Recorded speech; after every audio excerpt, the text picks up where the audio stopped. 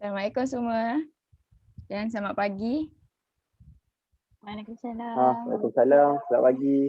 Pagi cikgu. Ready dah ni nak belajar? Okey, Okay, boleh. Okay. Saya harap awak semua dalam keadaan sedia lah. Ni kan dalam situasi pandemik COVID-19 yang masih lagi dalam keadaan yang bahaya lah kan. So awak semua macam mana dekat rumah? Okey, tak keluar jalan pun. Alhamdulillah, okey je. Kalau Duduk keluar, rumah. pastikan pakai mask dengan Sanitize tangan. sanitize. Okay. Jaga kesihatan, jaga kebersihan semua. Okay, saya nak ambil kehadiran Mas Sarah binti Azizan. Ada. Alif Aiman bin Syukri. Ada. Okey, cukup hari ni Hadir. kehadiran. Okey, cukup hari ni kehadiran. Okey. So, Okey, saya nak awak semua fokus untuk kita teruskan sesi pembelajaran kita. Okay, saya akan sharekan.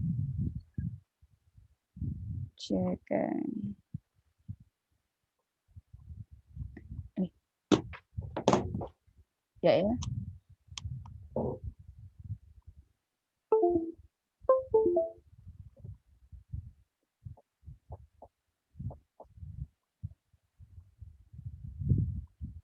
Okey, nampak tak? Nampak. ya. Okey. Ini slide kita. Sebelum kita masuk slide, saya nak tanya, awak semua tahu tak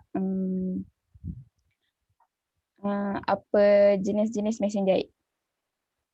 Contohnya? Mesin jahit portable. Lagi? Mesin jahit industri. Okey, apa fungsi dia? Tahu tak? Tak tahu, kita boleh belajar dalam slide ni ya. Berfikir-fikir tu tak apa, saya faham. Okey. Semua nampak TA 0112/2012/05. Boleh siapa-siapa jelaskan tak apa maksud kod ni? Kod khusus kita ni. Okey, kat sini 2. Apa maksud 2?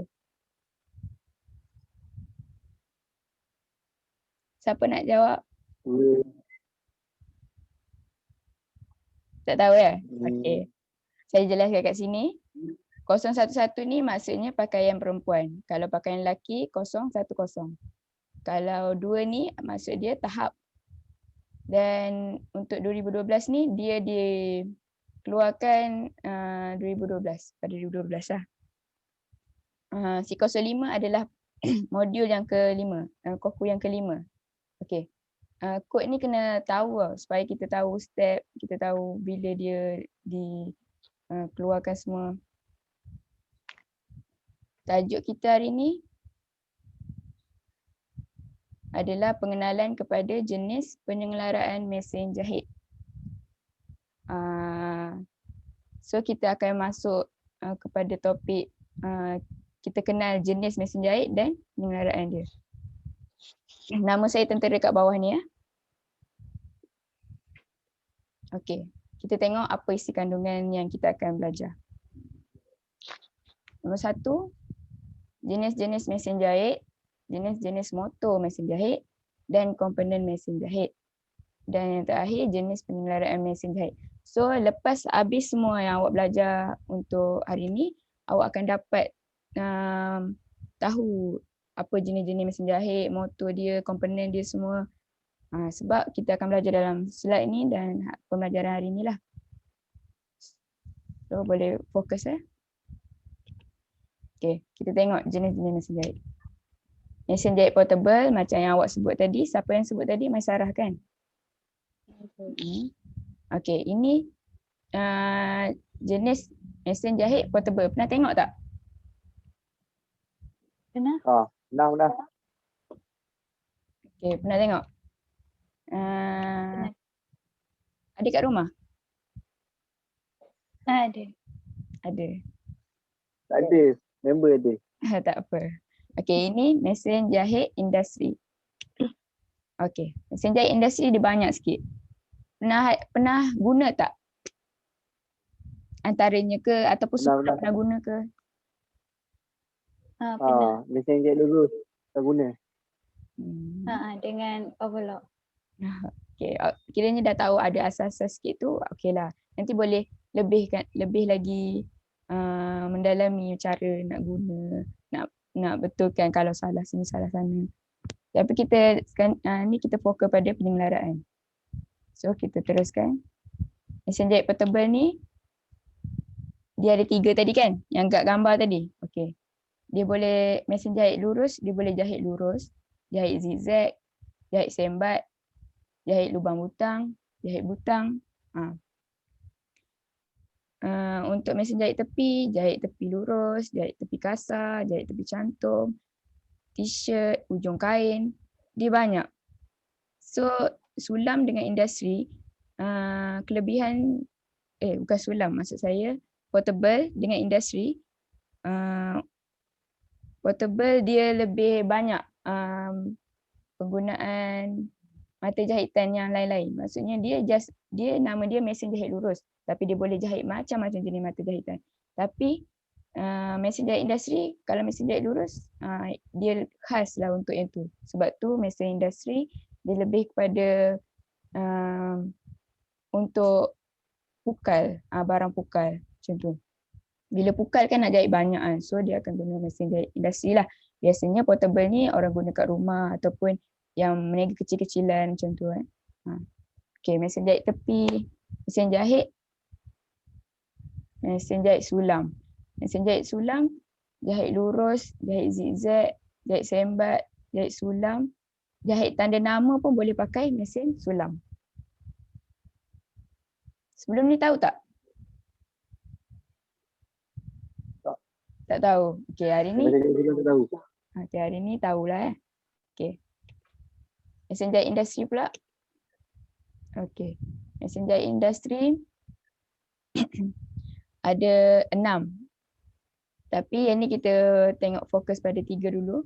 Mesin jahit lurus adalah untuk mencantum 2 lapisan kain. Mesin jahit interlock adalah untuk menjahit bawah t-shirt dengan 2 atau 3 jarum. Maksudnya mesin jahit interlock ni kita boleh guna 2 jarum atau 3 jarum. Okey, mesin jahit butang adalah untuk menjahit butang pada pakaian. Dia memang khas lah itu. Okey. Mesin jahit tepi kasar. Menjahit kemasan tepi kain menggunakan 3 benang untuk selapis kain, 4 benang untuk cantum 2 lapis kain. Pernah tengok tak mesin jahit tepi kasar macam mana? Pernah guna? Mesin jahit tepi kasar. Dia ada boleh guna 3 benang dengan 4 benang. Kalau kita pasang benang 4 untuk cantum 2 lapis kain. Biasanya kalau macam kain telekung, kita akan guna 4 benang lah, kiranya jahit cantum terus. Dengan maksudnya dia ada jahitan single tier terus. Single, jahitan single. Okey. Mesin jahit tepi halus adalah khas untuk menjahit kemasan tepi pakaian dengan jahitan halus. Mesin jahit lubang butang adalah untuk membuat lubang pada pakaian yang berbelah. Ujung lengan kemeja, blouse, jaket. Boleh bayang kan? Macam ujung lengan kemeja tu, kita mestilah nak buat lubang butang. Dah ada butang kan? So untuk dia tutup belah tu lah. Apa-apa je kemeja kan dekat tengah depan ni. Okey, kita masuk kepada jenis-jenis motor mesin. Boleh bayang ke dia punya gambar clutch motor macam mana, servo motor, direct drive ke tak pernah tahu? Tak tahu. Tak tahu ya? Okey, kita tengok. Tahu tak pernah bayang. Okay, clutch motor seperti ni. Dia fungsi dia bersaiz besar. Lepas tu dia bunyi bising bila kita guna. Itu dia punya function lah. Servo motor pula, dia ni jimatkan elektrik dan tidak mempunyai bunyi ketika digunakan. Dan direct drive adalah motor berkomputer yang bersambung terus ke kepala jahit. Boleh ya? Setakat ni boleh ya? Saya teruskan. Faham. Kita masuk kepada komponen mesin jahit. Okey. Ni semua pernah guna kan mesin jahit ni? Pernah. Mesin jahit ni mesin jahit paling asas lah. Mula-mula belajar jahit pun mesti tahu punya. Okey. Tengok. Kita mula daripada A. Tiang benang. Ini adalah tiang benang. Kadang-kadang kita guna tau mesin jahit tu. Tapi kita tak tahu pun ini apa, itu apa. Kita just guna je lah. Lepas tu cikgu suruh jahit je lah. Betul tak? So ni kita kenal betul-betul apa itu tiang benang, kat mana, roda imbang kat mana. Okey. Kat sini adalah tiang benang. Semua nampak Kat sini adalah roda imbang. Roda imbang ni kita pulas dia. Skoci dan gelendung.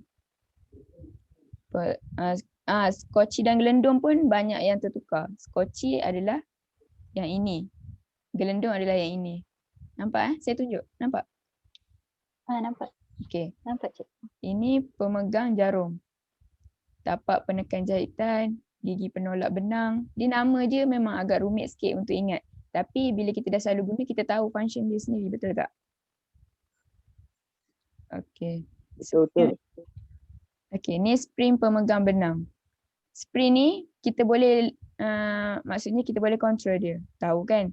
Maksudnya kalau kita ketatkan dia, nanti benang tu akan ketat sikit. Kalau kita longgar, benang tu akan ikut flow sikit.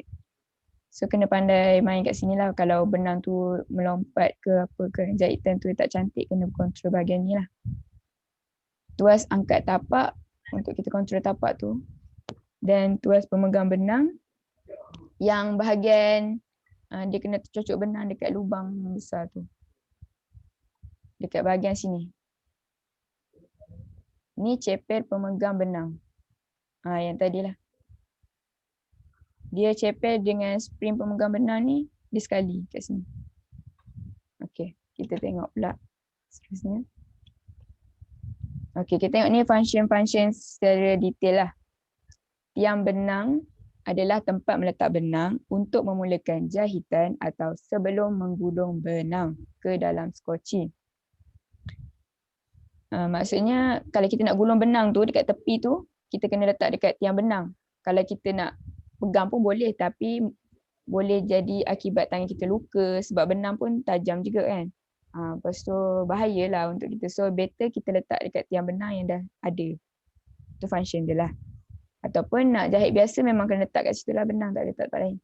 Lepas tu pelaras jahitan. Mengawal mata jahitan mesin ketika menjahit fabrik. Pelaras jahitan ni maksudnya kita nak kawal mata jahitan mesin tu macam mana? Macam kita kat tepi tu ada nampak bulat kan? 1, 2, 3, 5 semua tu kan? Kalau kita nak jahit kasar buat 5. Kalau kita nak jahit kecil je, jahitan tu kecil. Contoh kalau kita pakai kain yang macam lycra, macam tu, yang lembut-lembut macam kain semayang tu, biasanya kita akan pakai jahitan yang agak kecil supaya dia tak mudah melantun jahitan tu. Sebab dia akan rapat, akan lebih kenalah dengan era pada fabrik tu. Okey, tuas pemegang benang. Tuas untuk mengawal benang naik dan turun ketika menjahit fabrik. Nak kawal benang tu lah, naik dan turun ketika jahit fabrik tu. Okey. Tuas angkat tapak. Ni faham ke tak ni? Setakat ni faham? Faham. Setakat ni. Okey, tuas angkat tapak ni adalah menaik dan menurunkan tapak jahitan ketika memulakan dan memberhentikan jahitan. Okey. Kalau kita nak berhentikan jahitan, kita kena turunkan tapak. Turunkan tapak. Ketika memulakan dan memberhentikan jahitan. kita naikkan tapak kalau kita nak angkat tarik fabrik tu dah siap jahit kan, angkat tapak tu. Ataupun kita nak gulung benang pun kita kena angkat tapak tu. Better macam tu. Sebab boleh rosak mesin tu kalau kita gulung benang tak angkat tapak. Okey, seterusnya spring pemegang benang, mengawal benang ketika menjahit fabrik. Macam saya cakap, saya jelaskan tadi lah, spring tu untuk dikawal benang tu. Longgar ke apa pun semua kena kontrol kat bahagian tu. Tapak penekan jahitan, menekan fabrik apabila menjahit supaya mata jahitan tidak tersasar keluar dari fabrik yang hendak dijahit. Tapak penekan fabrik ni yang tapak itulah tapak yang kita guna tu. Kalau contoh tak guna tapak tu, contoh tapak tu terangkat, kan kita tuas angkat tapak ni, kita angkat tapak tu. Lepas tu kita jahit. Agak-agak jadi tak jahitan tu? Tak jadi. Tak jadi kan? Okey, semua boleh faham sebab semua pernah menjahit. Okey. Next, gigi penolak. Gigi penolak menolak fabrik semasa menjahit untuk melancarkan proses jahitan. Boleh gambarkan tak kat mana gigi penolak? Dekat bawah. Yang bawah tapak kan. Okay, betul. So nampaklah jelas kan? Okay. Skoci dan gelendung. Skoci gelendung ni duduk dekat bahagian bawah tu. Memusingkan benang di bahagian bawah mesin ketika proses menjahit. So kalau gelendung tu dah habis, benang tak keluar lah. So jahitan tu tak jadi. So kita kena gulung benang. Cepir pemegang benang. Mengawal ketegangan benang ketika menjahit agar tidak terlalu longgar atau ketat semasa menjahit. Sama lah tadi. Okay. Roda imbang. Roda imbang bahagian mana? Kalian ingat? Ingat tak? Roda imbang kat mana? Tak ada. Roda imbang dekat bahagian tepi tu. Yang tempat pulas tu. Yang sebelah kanan tu. Ya. Kalau dulu-dulu ada mesin jahit yang pakai tapak tu, yang macam kayu basikal tu. Tahu tak?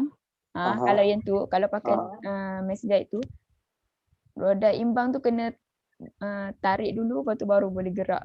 Kalau sekarang ni dah tak ada apa kan, cuma tekan mesin gerak je. Sebab sekarang ni kan dah makin moden semua. Semua dah baru. Mesin jahit yang basikal tu pun dah banyak tak guna. Betul tak?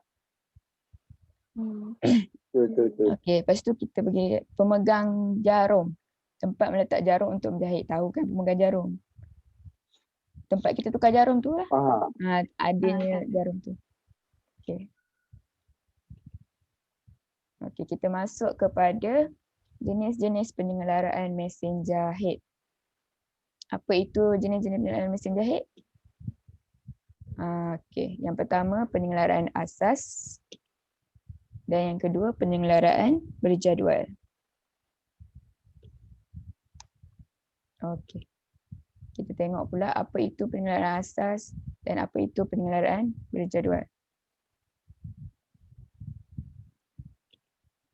Okey, penyelenggaraan asas adalah untuk dia dua benda yang berbeza. Kalau berjadual ni kita ikut jadual lah. Asas ni kita kena, semua orang kena tahu untuk jaga mesin masing-masing. Untuk jaga untuk elakkan mesin tu daripada cepat rosak kan, kena selalu servis lah.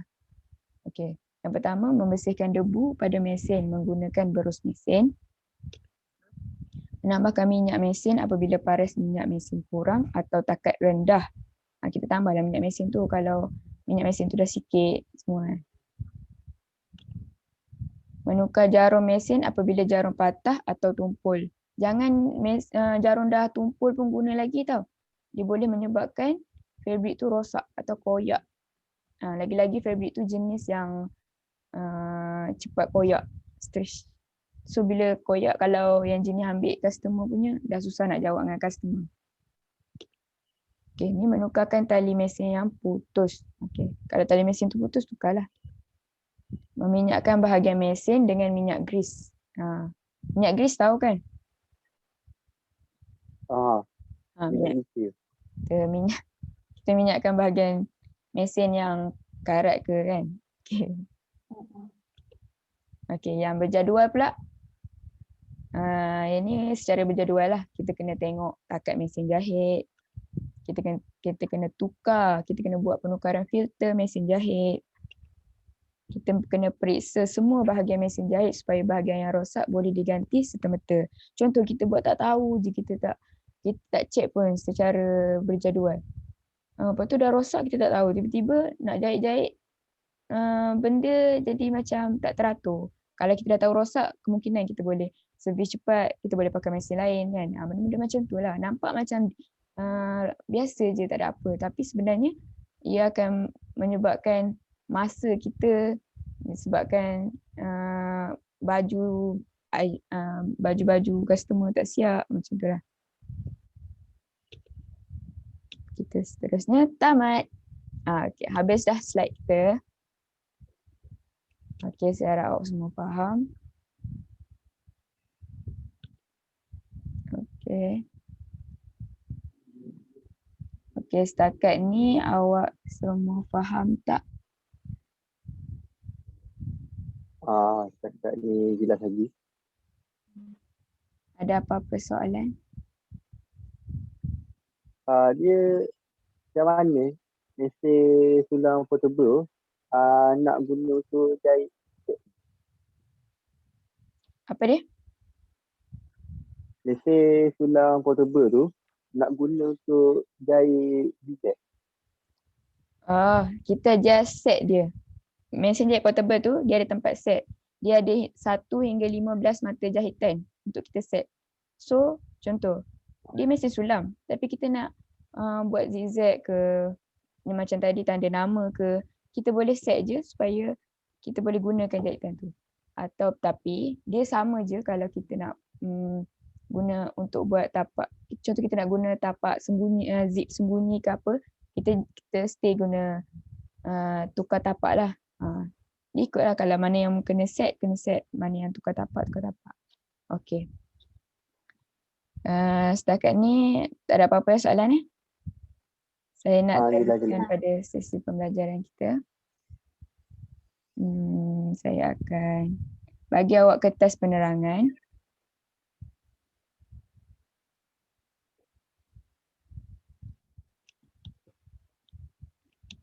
Nanti awak baca dan fahamkan tau. Okey.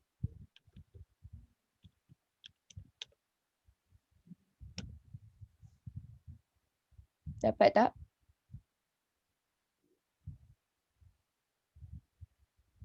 Dapat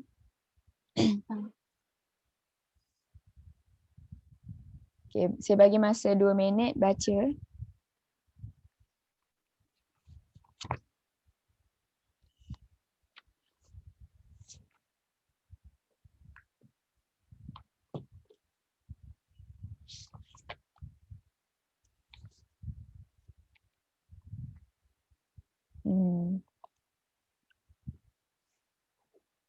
Okay. Dah siap dah baca? Okey. Okay. Faham tak? Okey. Baca tu faham tak? Jelas tak? Jelas. Sama je macam yang slide yang saya terangkan tadi. Tapi dia lebih detail lah kan. So ada apa-apa soalan? Cikgu, Ya. tak boleh ke kalau kita tak selenggarakan mesin? Kalau kita tak senggara mesin, macam saya cakap tadi lah, mesin tu akan rosak. Dia akan, okay, kalau dia tak rosak pun dia macam-macam masalah dekat bahagian-bahagian tertentu. Sebab tu kita ada penilaian asas dan jadual. Kita kena ambil tahu benda tu. Macam kereta juga. Biasanya perempuan lah kan, kalau bawa kereta, ada je tepi jalan tahan kereta lain. Sebab apa? Sebab dia tak tahu nak jaga kereta dia sendiri betul. Tak kira lah motor ke apa. Betul. Alamak, saya perempuan. Okay. Okay. Tak apalah, kalau macam tu, saya memandangkan awak semua macam faham dan nampak jelas dengan apa yang kita belajar hari ni. Saya nak tanya awak 2 soalan. Cuba bagi saya 2 jenis mesin jahit. Mesin Ah. jahit portable dengan mesin jahit industri. Okay, soalan ni tadi pun saya dah tanya kan. Saya cuma nak nampak awak betul-betul jelas tak. Okay, apa jenis motor mesin jahit? Clutch motor dengan servo motor Satu lagi. dengan direct drive. Pandai. Cepat faham Okay, bagus. Okay, kalau macam tu tak salah, dah tak ada salah tu, saya nak awak semua jawab kuis. Pernah jawab kuis tak? Okay. So Pernah. saya share.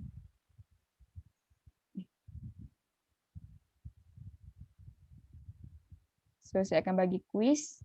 Saya nak awak jawab dalam masa 3 minit. Okay.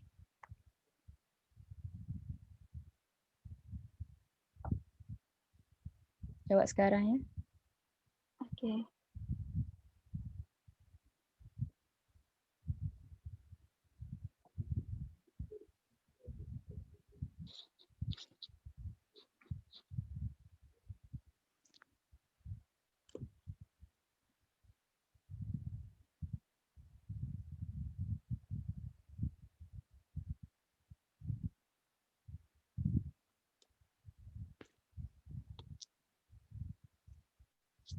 Sekejap line tu.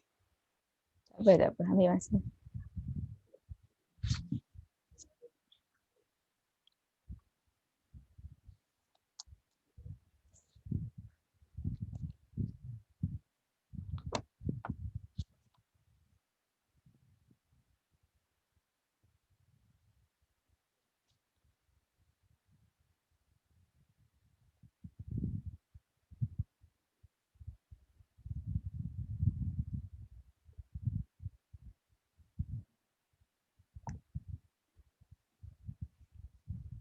Apa Maisara tutup kamera? Oh, maaf. Tak nak awak tidur ya jawab kuis. Tak. Saya tengah jawab kuis. Ada nampak. dalam 8 soalan. Lepas tu kuis yang saya bagi tu pun berdasarkan yang kita dah belajar tadi. Jangan risau. Senang je.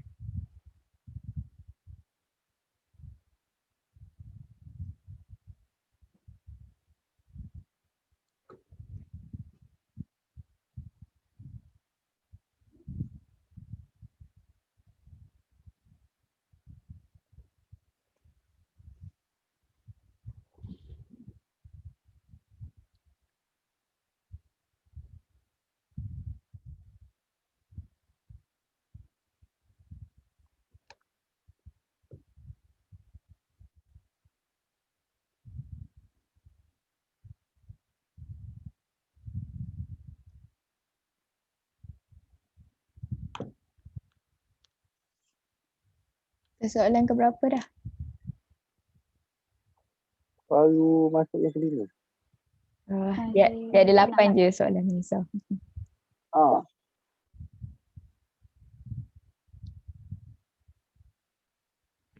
Nanti bagi tahu markah ya. Saya nak tengok prestasi awak. Okey, cikgu.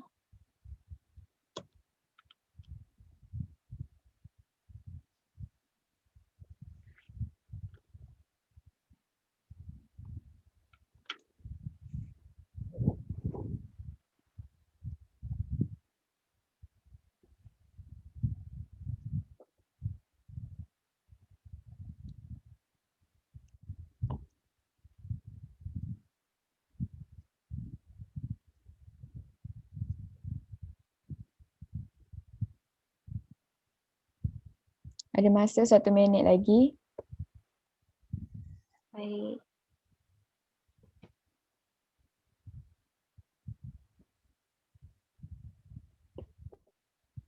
Okay.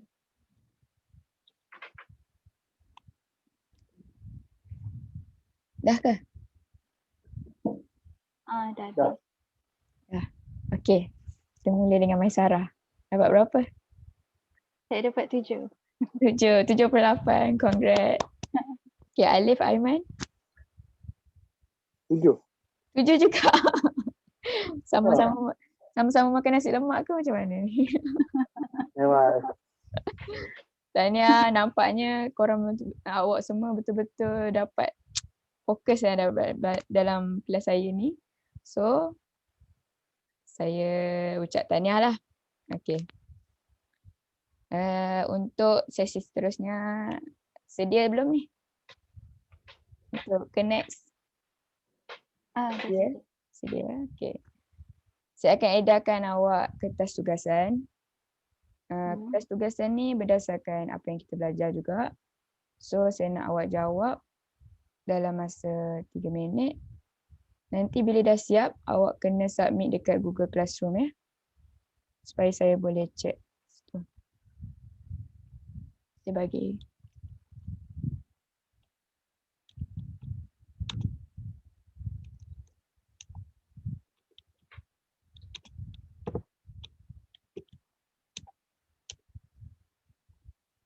Alright. Dapat? Dapat. Okay, awak baca. Lepas tu awak tengok balik kitab penerangan tu. Awak cuba jawab. Lepas tu dah siap, awak submit dekat Google Classroom ya.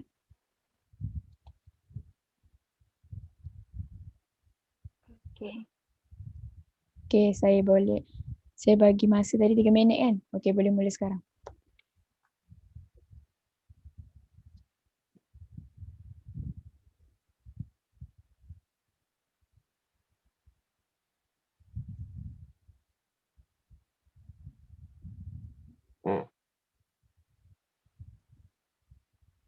Okay, Maisarah dah hantar. Alif dah hantar, okay. Sekejap saya check ya.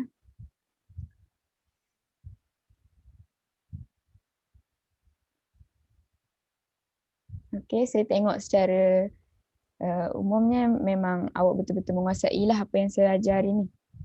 Tahniah untuk awak semua. So, saya harap ilmu yang awak dapat hari ni bermanfaat untuk awak.